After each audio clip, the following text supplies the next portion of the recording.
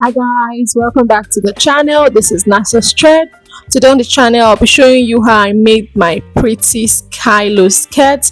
So I'm using a fabric of 1.5 inch and I'm using a crepe fabric. So depending on the length you want your skirt to get to and your size, you might be needing more. I'm gonna have to fold my fabric into two.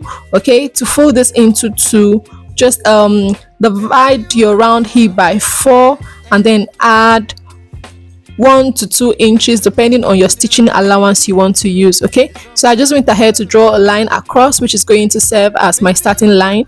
From that line, I placed my tape 2 inches out because that will be for my band. So I just minus 2 inches from the tape and placed it down there, which will serve as my band. From that end, I'm going to mark my hip point, which is 8 inches, and the next thing I want to mark is the full length of my skirt. So I'm marking 19 inches for the full length of my skirt. Sorry, I marked 21 inches for the full length of my skirt, and I'm adding an extra half of an inch to that, which will serve as a joining allowance. I will use that allowance to join my ruffles to the down part of my skirt, and I just went ahead to roll a line across.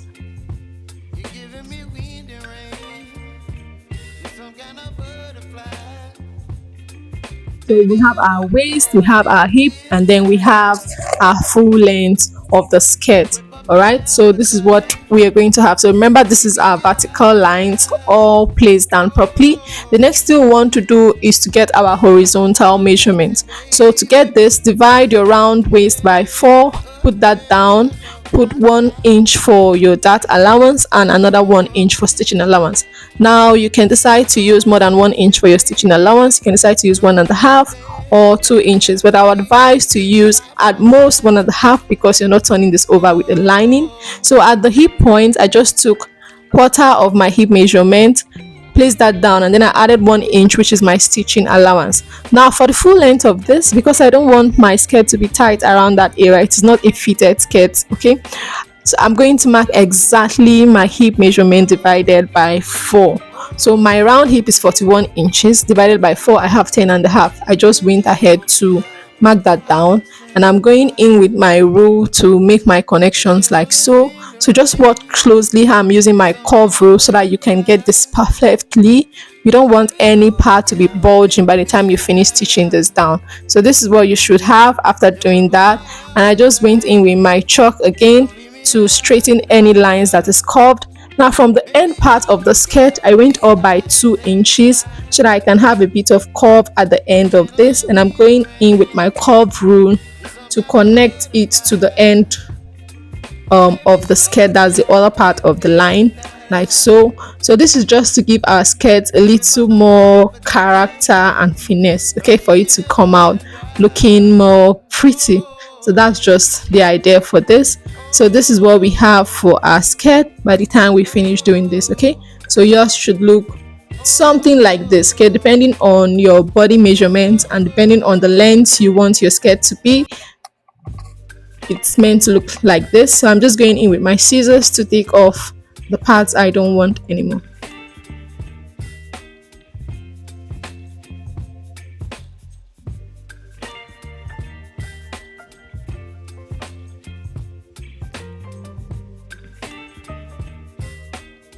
All right, so I've gone ahead to fold in another piece which will serve as the back, and I'm just making marks on this so that I'm not confused later on while I'm stitching this down. I'll bring in my front piece now and I'll place it on top of this, ensuring I have allowances from the center front of my front piece towards the other end, because our skirt will be having a zip at the back. And I also ensured I have more inches at the down part of the skirt. Now you can decide for yours to be longer, like for your high-low effect to be very visible. Okay, so if you're doing that, ensure it's like that. All right, so I'm just going to extend the lines I have, my hip line and my waistline out, so that I can take my zip allowance. So on the waistline, I'm taking the zip allowance of 1 inches.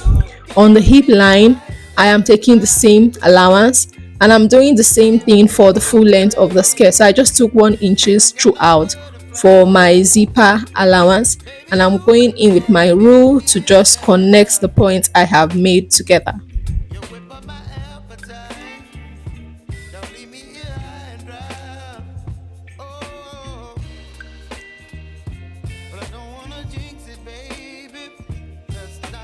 Okay, so we want to work on the high-low effect now. Okay, so from the fold, that's the front part, you extend it to how long you want it to be. So mine, I didn't really add much to it. I just used 4 inches, and then I added half of an inch, which will serve as my joining allowance. Remember, you need to have a joining allowance so that you can have exactly the length of the skirt you want. But our advice for you to have more, you can decide for it the back to be very long, whatever works for you. Okay, so ensure you do what makes you happy. All right, so I'm just extending my zip allowance measurement to the full length of the skirt. Okay, because that part will be needed, and then I'll go in with my free hand to curve this to the other edge like so. Okay, so I've curved it. This is what it looks like after curving this down. This is what yours should be like after you finish doing that. Okay, so you can decide to curve it a bit more, all right, or you can decide to extend this. You can decide to extend your skirts to give it more length if you want to, like to make it very long, the back to be very long. Remember, I said I use 4 inches, so you can use 7 inches, you can use 8 inches, you can use 9. Okay, just use something that will look nice on you at the end of the day. And I'm just cutting out the unwanted part.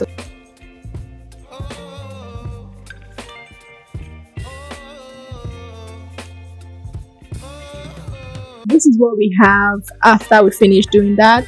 This is what it looks like. Okay, so the next thing we want to get is our dart. Remember, we took allowances for the dart, so we need to mark that down so that we can stitch it down. So from the center front of our front piece, that's the one on top, I'm going to mark my bust pan. Okay, that's half of my bust pan.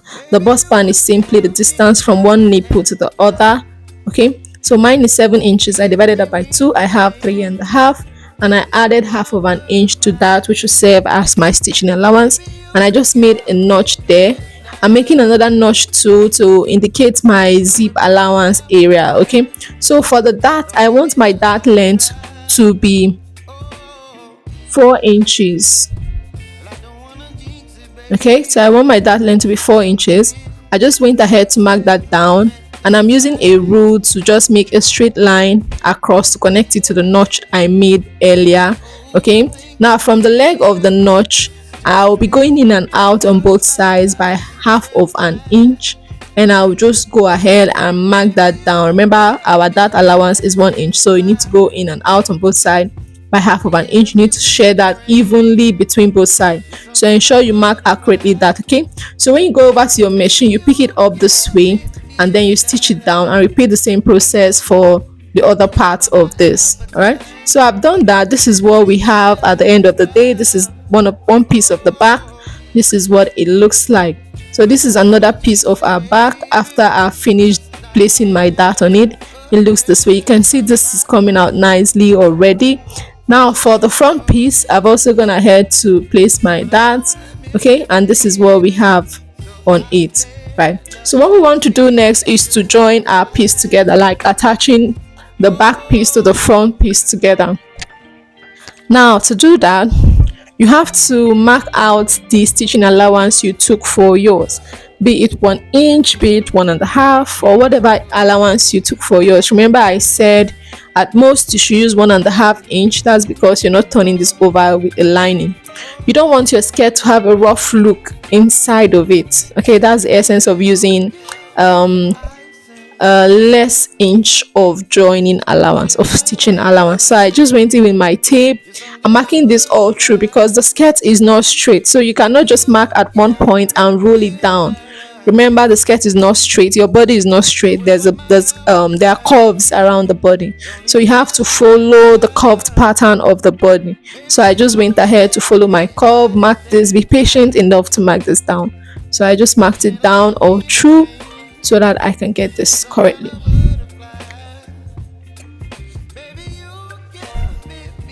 So after marking this, you want to ensure you join your lines together, you connect them together in a straight form. Okay, this will also help you when you want to when you go over to your machine, you want to stitch. Okay, so that you're not confused while you're stitching this down later on. Okay, so this is what we have. I'm going to flip this over to the right side, and then I'll bring in my back piece and match them side to side together. You can see that the side part of my skirt is aligning. That's the front is aligning to the back side, even though the back side is longer. Now the only part of the back that is longer is the um center back that is longer. So the sides of your center back needs to be equal with the sides of your front. All right, I'm going to emphasize on that again. The size of your center back needs to be equal with the sides of your front, because if they're not equal, you're going to be frustrated with this. So it needs to be equal at both ends. So I'm just pinning them together, ensuring they are placed properly together before I go ahead and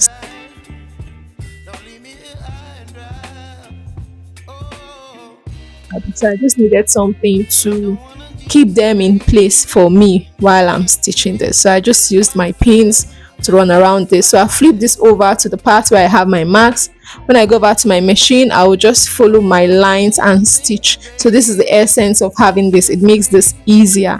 So I finished doing that. This is what it looks like. Now you can see the connection we have.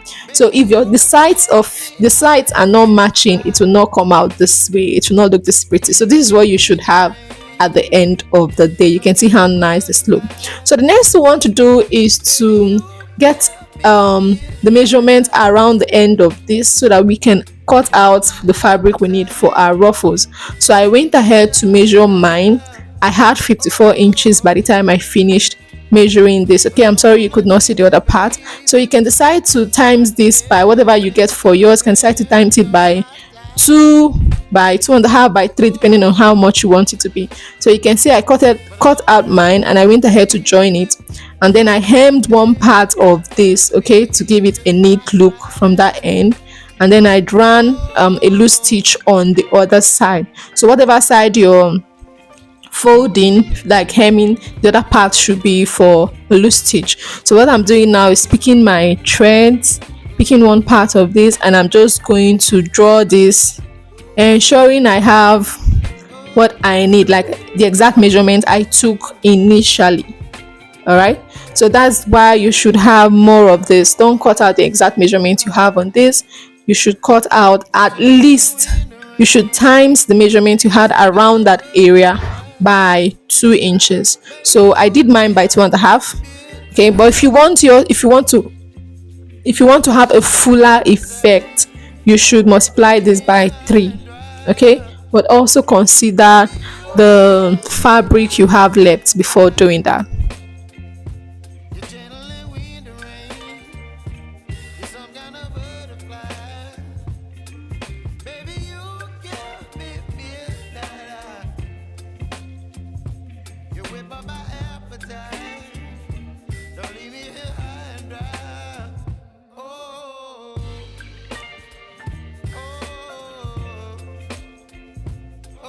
So you want to be taking your measurements while you're doing that. Okay, so I finished doing that and I had enough for what I need. So what I'm doing is placing the right side of my ruffle to the right side of my fabric, and I'm pinning them together. So you want to place this properly, so ensure you place the right side. Now to know the right side of your ruffles, you check from the part you hemmed. Okay, so you place it to face the right side, to face the right side of your skirt. Pin them together properly. So you want to ensure you pin them, they are matching properly, so that it gives you a very, very good look at the end of the day.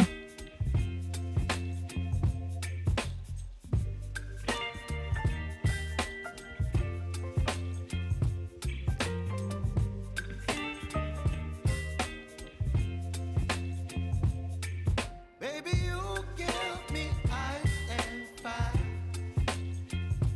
You're giving me wind and rain. You're some kind of butterfly. Baby, you give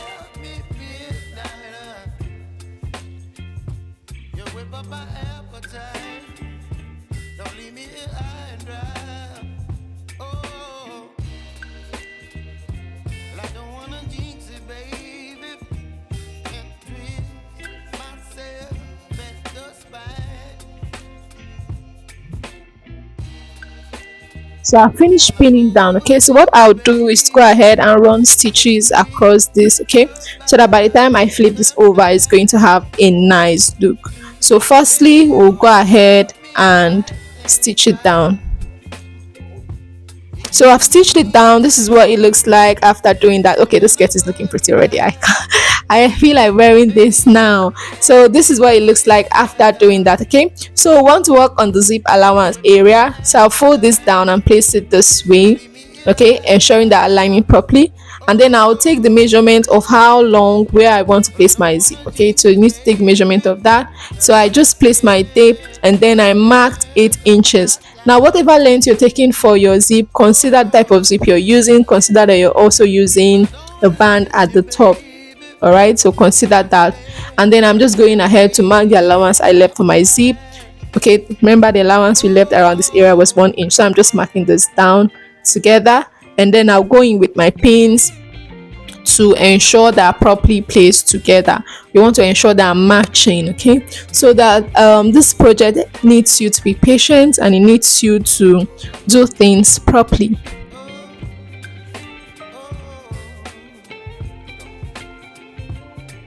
Baby, you give me ice and fire. You're chilling when the rain. You're some kind of butterfly. Finish pinning this down, just go ahead and follow the allowance we marked and then stitch it down. So I've stitched it down. This is what it looks like. Our skirt is coming in gradually. Okay, it looks quite neat and it looks quite pretty.